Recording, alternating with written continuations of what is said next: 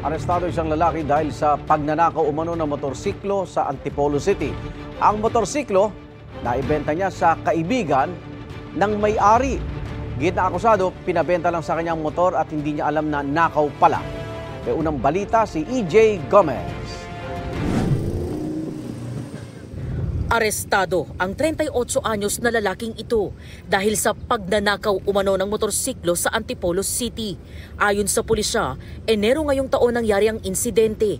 Nitong March 11 nang ilabas ng korte ang arrest warrant para sa akusado. Itong suspect natin, may kaibigan siya na kung saan itong motor galing sa kaibigan niya na kinuha tong motor sa kalapit bahay din niya. Ngayon, nung pinabebenta tong motor na to, hindi niya alam ay doon din sa kalugar niya.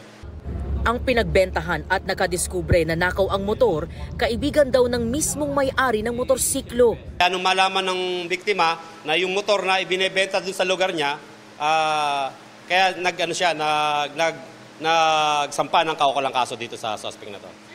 Ayon sa akusado, nagpatulong lang ang kanyang kaibigan na maibenta ang motorsiklo dahil sa pangangailangan sa pera. Hindi niya raw alam na nakaw pala ang motor. Lumapit po sa akin yung kaibigan ko na kailangan po niya ng pera. Kaya pinabenta niya po yung motor. Ginawa po, naghanap po ako ng masasanglaan. Hindi lang po alam na yung motor po hindi po sa kanya. Ayun po, nilapit ko po sa kapitbahay ko.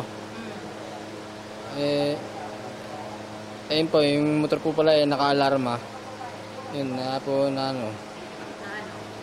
nakakita po nung may-ari.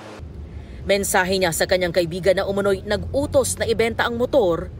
Sana po sumuko na siya para siya naman po magbayad ng sarili niyang kasalanan.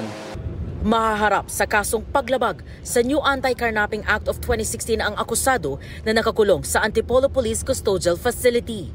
Ito ang unang balita. EJ Gomez para sa GMA Integrated News.